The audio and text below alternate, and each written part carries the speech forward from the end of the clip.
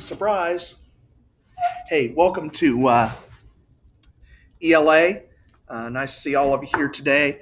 We're going to do chapter 3 of Bloody Times today. So this is part 4. There's been 3 videos so far. You want to watch video 1, 2, 3 before you do this. Make sure you're filling out your notes. We're going to finish up our Move to Freedom notes. And not just that, but we are going to, let me look here.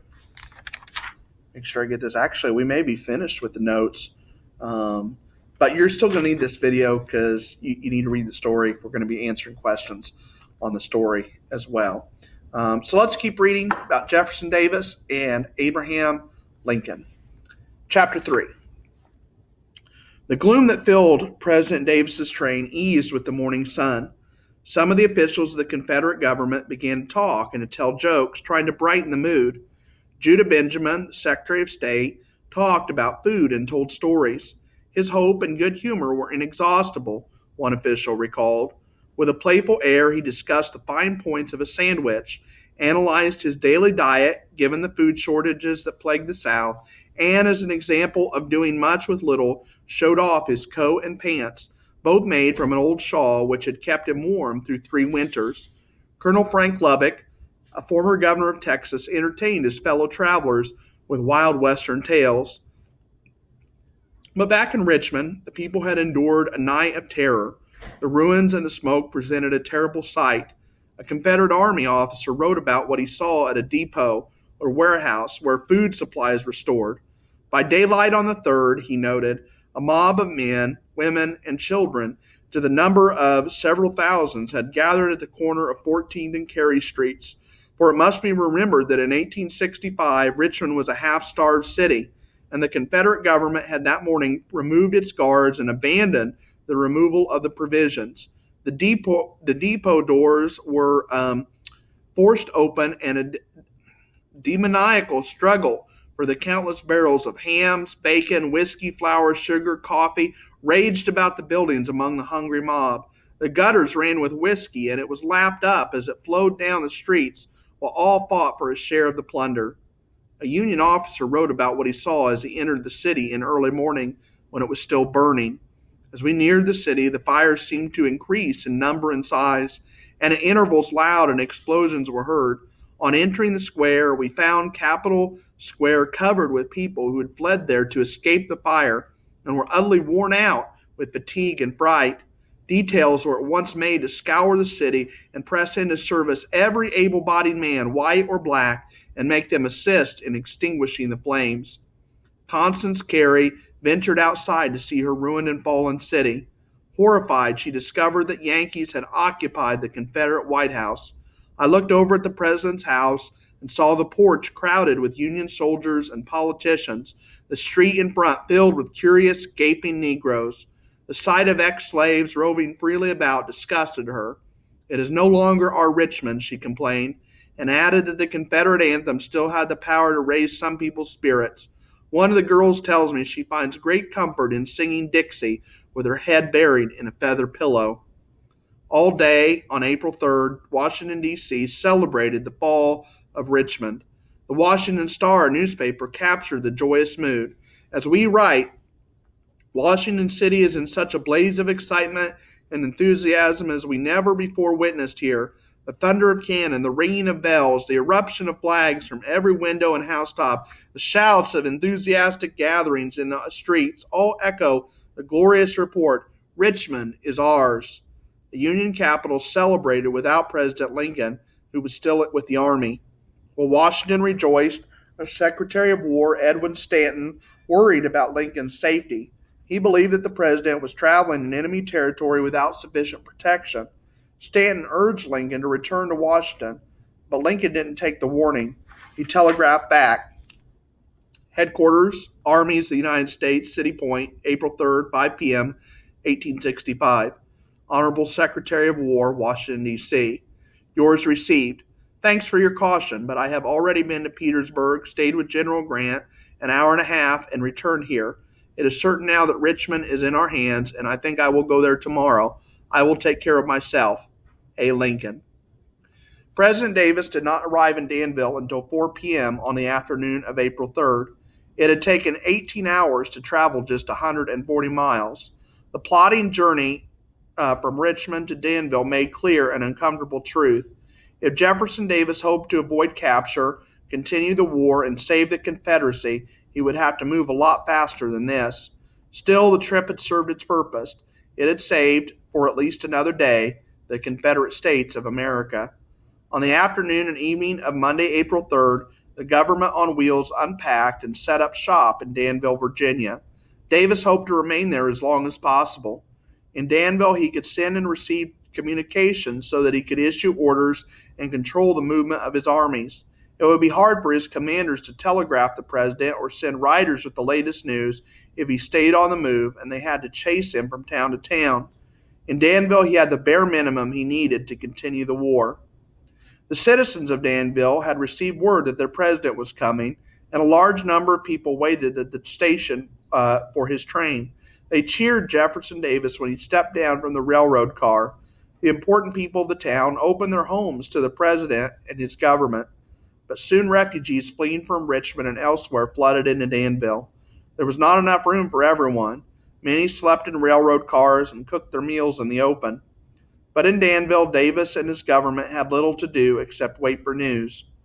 The future course of the war in Virginia depended upon Robert E. Lee and what was left of his army. Davis expected news from Lee on April 4th, but none came. The president longed for action. He wanted to rally armies, send them to strategic places, and continue fighting. Instead, he had to sit still and wait for word from the Army of Northern Virginia.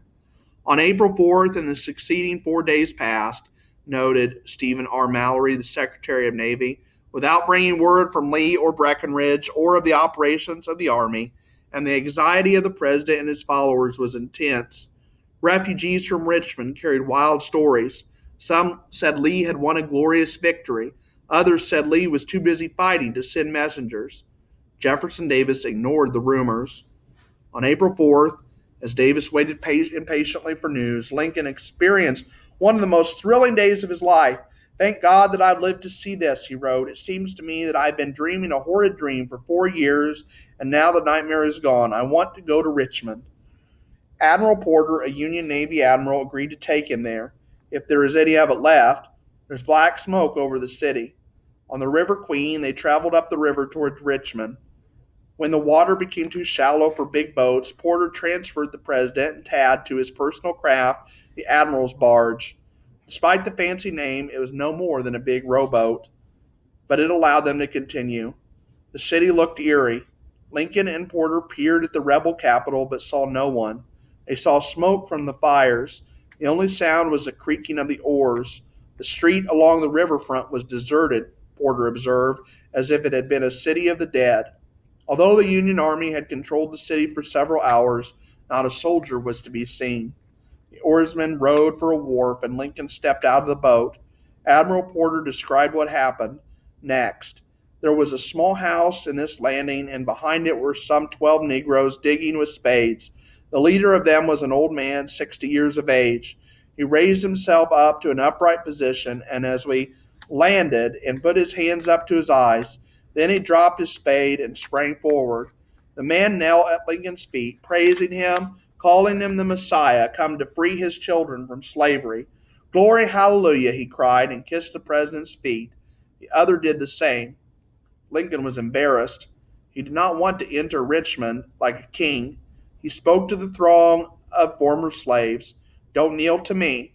That is not right. You must kneel to God only and thank Him for the liberty you will hereafter enjoy." Before allowing Lincoln to leave them and proceed on foot into Richmond, the freed slaves burst into joyous song. "Oh, all ye people, clap your hands, and with triumphant voices sing, no force the mighty power withstands of God, the universal King." The hymn drew hundreds of blacks to the landing. They surrounded Lincoln, making it impossible for him to move. Admiral Porter recognized how foolish he had been to bring the President of the United States ashore without enough soldiers to protect him. The crowd went wild.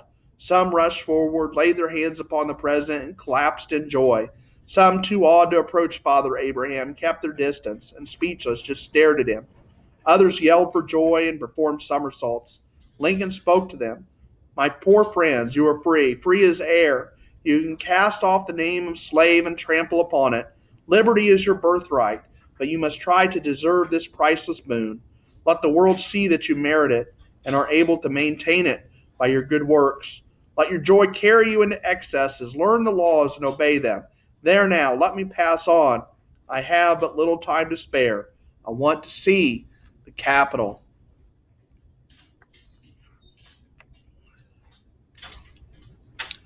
Porter ordered 6 Marines to march ahead of the president and 6 behind him, and the landing party walked toward downtown Richmond. The streets were dusty and smokes from the fire still hung in the air. Lincoln could smell Richmond burning. By now, thousands of people, blacks and whites, crowded the streets. A beautiful girl, about 17 years old, carrying a bouquet of roses, stepped into the street and advanced towards the president. Admiral Porter watched her struggle through the crowd. She had a hard time in reaching him, he remembered. I reached out and helped her within the circle of the sailors' bayonets, where, although nearly stifled with dust, she gracefully presented her bouquet to the president and made a neat little speech while he held her hand. There was a card on the bouquet with these simple words, "From Eva to the liberator of the slaves." Porter spotted a soldier on horseback and called out to him, "Go to the general and tell him to send a military escort here to guard the president and get him through this crowd." "Is that old Abe?" the troop asked before galloping off. Lincoln went on to the Confederate White House and entered Jefferson Davis's study. One of the men with him remembered watching Lincoln sit down and say, "This must have been President Davis's chair." Lincoln crossed his legs and looked far off with a serious, dreamy expression. Lincoln knew the Confederate president had been here, in this room, no more than 36 hours ago. This was the closest Abraham Lincoln had ever come to Jefferson Davis. One observer remembered that Lincoln, quote, lay back in his chair like a tired man whose nerves had carried him beyond his strength. Sitting in the quiet study of the Confederate president, perhaps Lincoln weighed the cost. More than 620,000 American lives paid to get there. He did not speak. Then he requested a glass of water. What do you suppose Lincoln was thinking when he was in this situation? I mean, we can only imagine what was going through his mind as he's sitting there in the chair where Jefferson Davis had sat. After Lincoln left the Confederate White House, he toured Richmond in a buggy. Blacks flocked to him and rejoiced, just as they had done at the river landing. But not all of Richmond welcomed him in the ruined capital. Most whites stayed in their homes behind locked doors and closed shutters, with some glaring at the unwelcome conqueror through their windows. It was a miracle that no one poked a rifle or a pistol through an open window and opened fire on a despised Yankee president. Lincoln knew the risk. "I walked alone on the street, and anyone could have shot me from a second-story window," he said. His Richmond tour was one of Lincoln's triumphs. It was the most important day of his presidency. It was also one of the most dangerous days of his life. No American president before or since has ever placed himself at that much risk. Before Lincoln left Richmond, the Union general left in charge of the city asked Lincoln to tell him how he should deal with the conquered rebels. Lincoln's answer came in American legend. He replied that he didn't want to give any orders, but if I were in your place, I'd let 'em up easy. Let 'em up easy. During this time in Richmond, Lincoln did not order arrests of any rebel leaders who stayed in the city, did not order their property seized, said nothing of vengeance or punishment, nor did he order a manhunt for Davis and the officials who had left the city less than 2 days ago. It was a moment of remarkable greatness and generosity. It was Abraham Lincoln at his best. That's it. That's the story. Okay, so you got these two men, Lincoln, Davis, their similarities, their differences. There's going to be some questions about it. So make sure you answer those questions. Those should be posted. If you're in the remote class, they're posted. If not, they might be posted separately if you're just watching this because you were absent from in-person class. All right, thanks. Talk to you later. Make sure that you hit like, subscribe, enable your notifications, and watch all my great videos. Talk to you later. Bye.